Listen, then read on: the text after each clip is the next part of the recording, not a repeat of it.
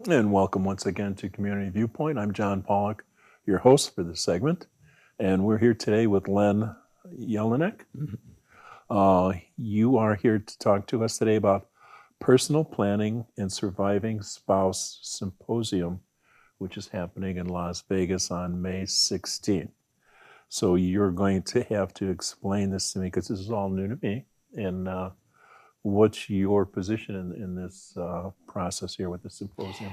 John, I'm the president of the Military Officers Association chapter in Las Vegas. Okay. And we have an obligation to our members to ensure that when someone dies, that things are, that the assets and the planning is done for the surviving spouse. Mm-hmm. It doesn't always get done. And so this is a seminar we're doing, and we've opened it up to the general public. Everyone can benefit from this. Okay. You know, just to give you an example, I was skiing a few weeks ago, and one of the fellows I was skiing with is dating a woman whose husband died a few years ago. He was an attorney, and she found a safe deposit box key. Had no idea what it was for. Oh. That's poor planning. And later, about a year later, she found out that where it was for, but by that time, the bank had already cleared the safe deposit box, turned all the contents over to the Nevada Department of Unclaimed Property, and it was auctioned off. It was gone. That's a problem with planning, non-planning. Another thing I remember was a young girl in college. I guess her parents told her it was important to take out a life insurance policy, and she did.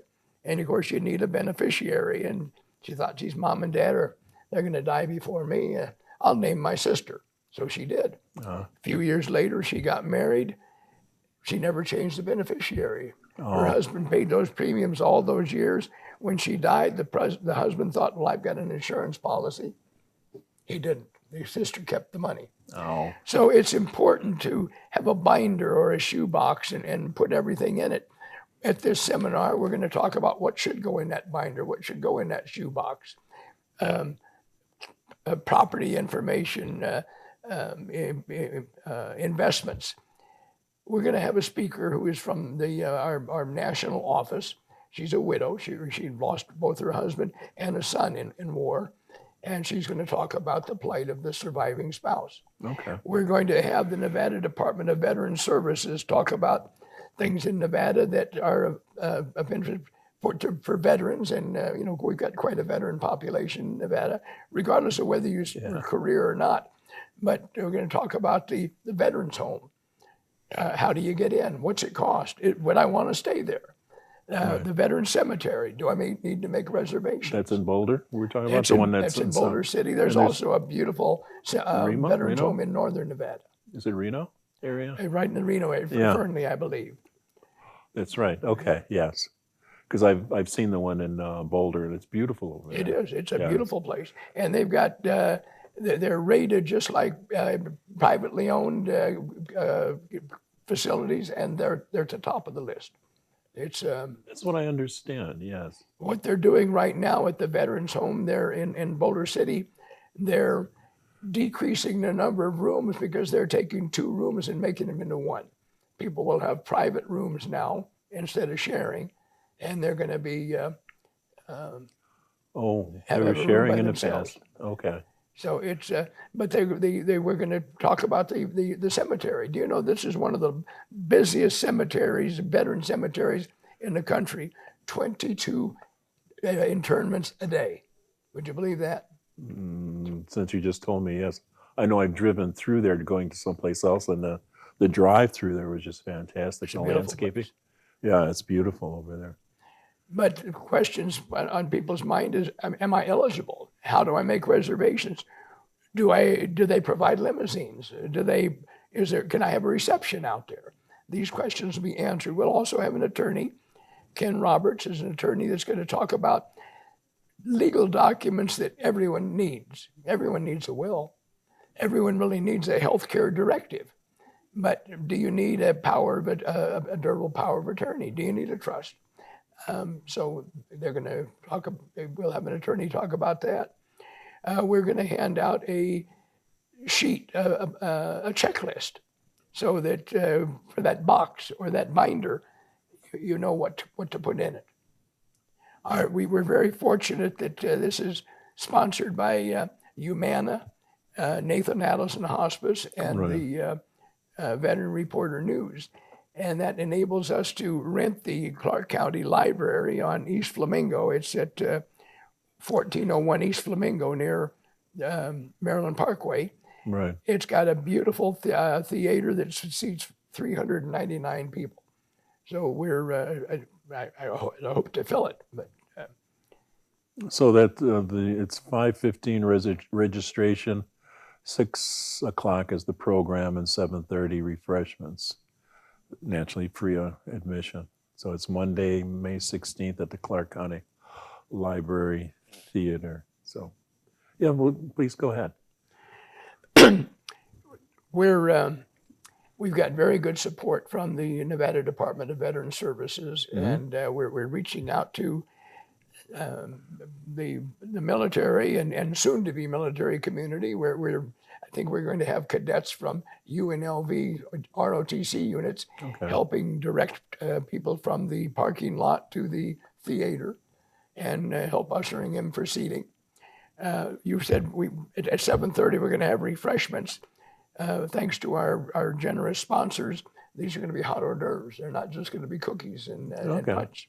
So it's going to be a class affair. We're very pleased with what we've got here. Every couple that shows up will receive a bag with printouts, the checklist I mentioned a moment ago, and other items of interest that they will find in planning and preparing their estate for their spouse and heirs when they die. So I remember you were talking about having some place to put your items in.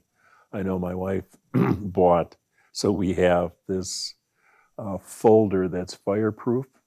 It's not metal or anything, but anyway, it's supposed to keep the fire away from all your documents, and everything we have is hidden. It's in that document, and it's in a big chest we have in our living room too. But very wide. That's my wife, because I leave stuff around. Yes, but it's good to have your passports. My birth certificate. I went back to Chicago a few years ago to get my real birth certificate. I had a bunch of copies made, and so that all that stuff is in there. So yeah, you should have a place for all your really important papers. Yes.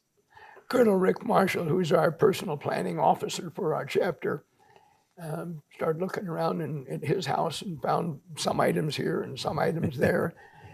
So it's necessary to get everything together. He's doing that now, and that's what we're recommending to everyone. And another thing that's important are passwords. So that yes, I have them all in one spot though, so I'm good with that.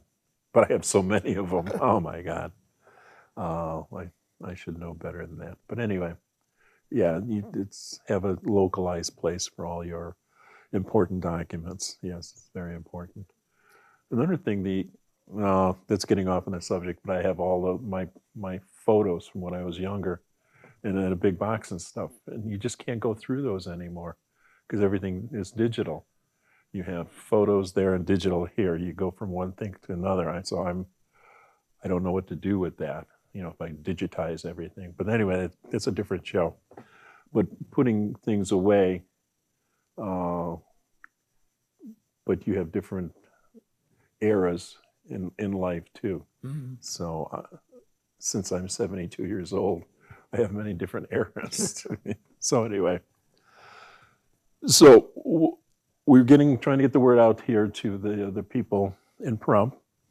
And you're coming on a community viewpoint. We get the people watch this, and we also have you gone to our clinic here? Have you talked to those people there? Yeah, I haven't yet, but I'm going to. Yes, they should let you leave this documentation over there because that holds true for all the veterans. So this is a good document for that. Or maybe even the senior center, because there's a lot of veterans that would be over there, and I would go there at least once or twice a month on Meatloaf Day. So. what I would suggest your readers, your audience does, if you go to www.MOAA, that's Military Officers Association of America, www.moaalasvegas.org, you'll be able to register. And it's no cost. We're having it at 6 in the evening, so people from Pahrump can drive out and have lunch and then attend this. There will be refreshments, like say hors d'oeuvres, and no cost. And the more the merrier. We're very pleased to put this on. And when we started putting it on, we're thinking primarily of our members and thought everyone's going to benefit by this. Let's make it available to everyone. Yeah, so let me take this copy with me. I'll make some copies. I work in a library. Okay. I'll leave some out there too. So we'll pass this out at the library also. So this is very important.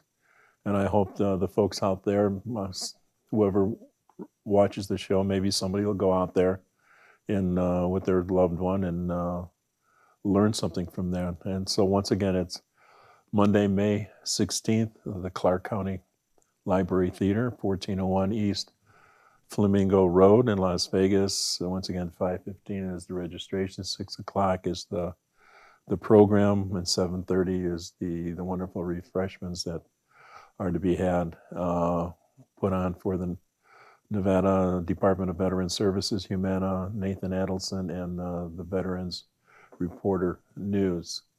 So in closing, do you have anything else to say in the last 30 seconds? No, I just hope that people from Pahrump will come out and enjoy this program. I think it'll be well worthwhile for everybody. Well, I thank you for stopping by and sharing this with us, and hopefully the folks will go out there. Oh, here's your email address, or whose is this? That's for reservations. You can call. That's one of our officers, Kay Melzer. You could call 702-496-5134. 702-496-5134 for additional information. So thank you once again, and thank you for watching. We'll see you next week.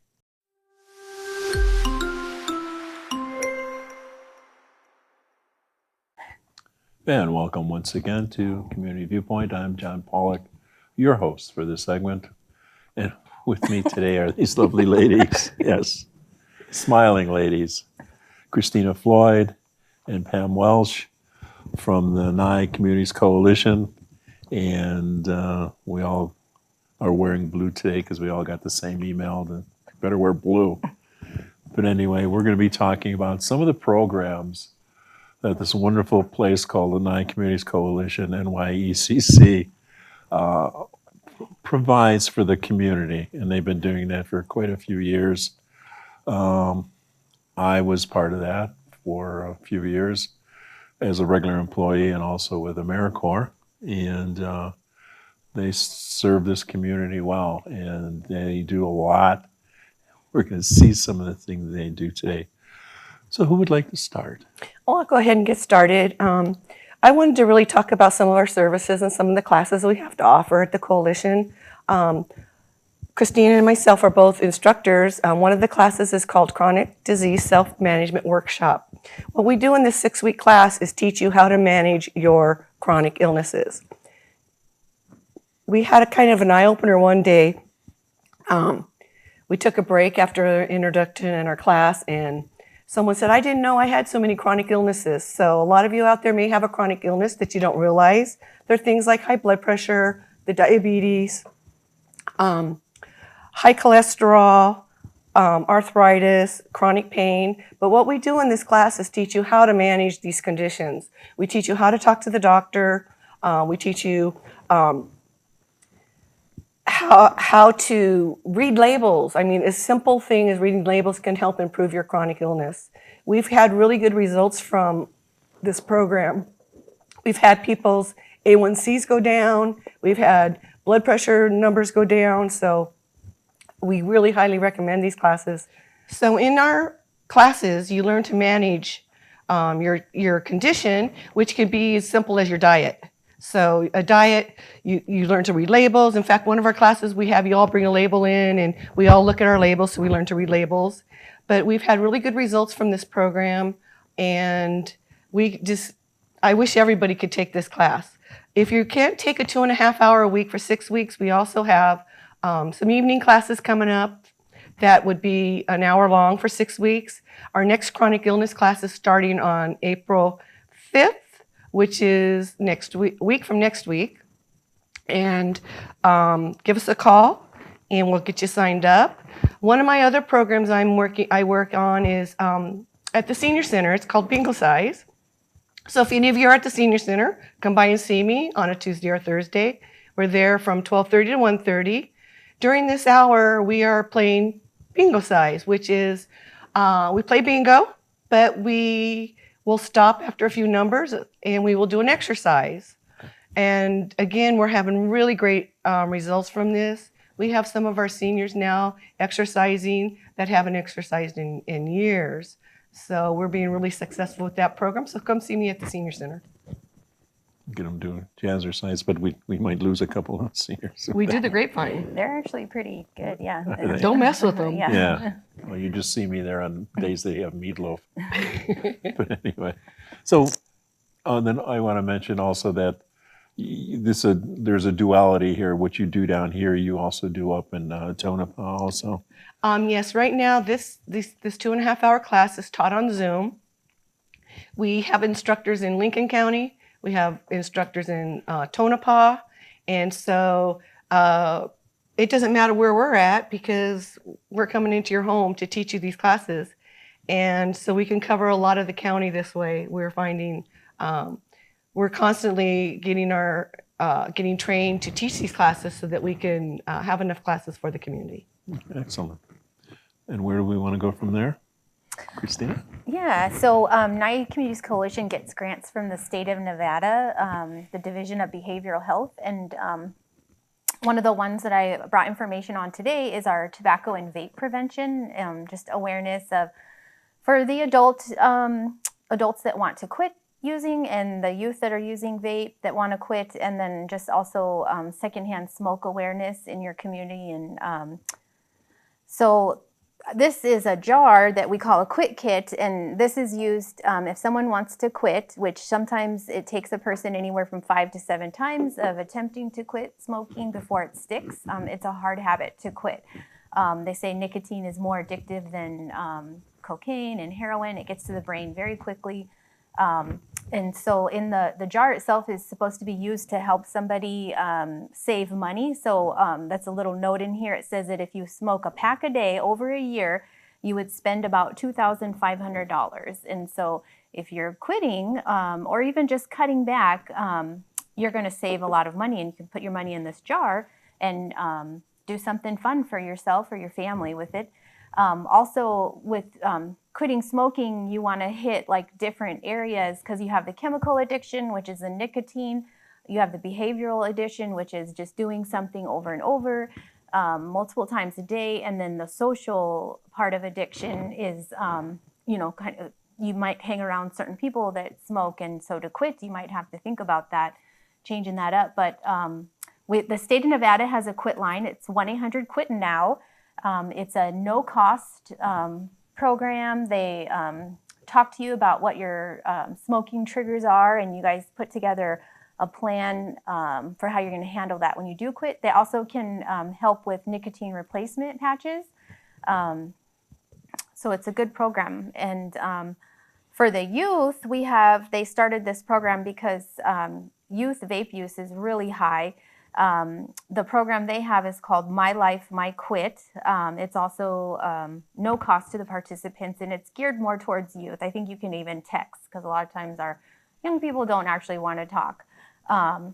So then what we're seeing on the rates of youth use is, and one of the reasons is the flavoring for the e-cigarette or the vape. It's the same thing where it's a liquid that has nicotine and flavoring, and it's heated and it turns into a vapor. So they have tons of flavors out there, thousands and thousands, and some of the flavors are like mango and strawberry and watermelon and candy cane or whatever, like the names are actually attractive to young people, and so they think that that's part of what attracts the younger people to want to use them. But the flavoring is not safe. It has chemicals in it that they found formaldehyde, acrolein, and acetaldehyde. So, and then like in 2019, the surveys that were done, they said 22.5% of high schoolers had used vape in the last 30 years, or 30 days, sorry. And then 12% of our middle school age kids had used vape in the past 30 days. So it's, and I believe I just saw a study recently during COVID, the rates have gone up because the kids use them. When you ask them why they use them, they say they're trying to deal with stress and anxiety. But really, they're just making it worse because now they become addicted to nicotine, which it's a, a vicious circle. And so we just bring awareness. We can provide, if you want to put pamphlets out at your office or just to educate somebody, we can provide those. We have signage also for like the secondhand smoke. If your place of business, you want to prevent people from smoking like right at your front door, we can provide signage. So it's some good stuff they're doing there. If somebody does want, especially the adults, if they want to quit, we can help them. And then the youth, we definitely want to prevent that rate from going any higher. And then. So some years ago, we had a commercial that I was part of. I don't know if you were there for the third hand smoke too. Did you see that one? Were you around? I don't know if I saw that. Yeah, that's when Francie was around. Oh, okay. Yeah. But believe it or not, there's a third hand smoke too. That's when, like babies, you have it on your shoulder or something, and then it's not gnawing, but sucking on the your couch or something, and they get the chemicals from the couch like that because it's been absorbed over there. Yep. So yeah, you can get it that way too. And your pets too. Like they started seeing studies where the pets are being affected by it if someone smokes indoors. So. Yeah, I'm sorry. Yeah, the poor animals have to put up with that too. They can't go anyplace else. So, what's the number for the coalition? It is You better know. We'll let you do it. Oh, I thought it's 775-727-9970. Yes. Yep. And we have a website, www.NyeCC.org. Yes. And there's a lot of information on that website too. So if you want to know more about the coalition. And there's plenty to know about the coalition too. Yeah. We have one more event. Go. Okay. So the upcoming event that we have is called our Hope Run. And so NyeCC has one event a year where we raise funds directly to help our programs. And we actually get to do it in person this year. We're super excited. Last year, we still did the event, but they did it all virtual. Everybody kind of did their own thing on their own, and then they would report back. But the event is April 9th.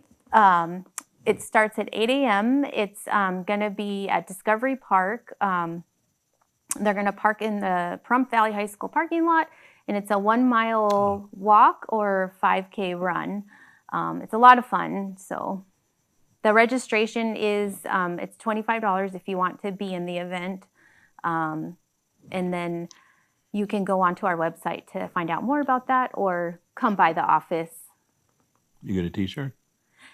It's because the event is so close, they had to order. So if you don't register, if you haven't registered right now, you won't get a t-shirt, but you will get a goodie bag, I believe. You still get the swag bag. So we got some cool swag bags. Yeah, because, from my RAM times, I got about 12 of these. I'm that way with t-shirts. Sorry about that. All right, well, thank you for that. And 775-727-9970, got it. Yep. So thank you, Pam. Thank you, Christina. And thank you for watching, and we hope to see you next week. And I still have 30 seconds. What else can we talk about? Where is it situated? It's right behind Walmart. It's over at, what's the address? It's 1020 East Wilson Road. It's across the street from the school district, the Southern Nye County School District. Yeah. So I remember those things yet. My mind isn't that failing. So thank you for watching once again, and we will see you next week. And my name is John Pollack.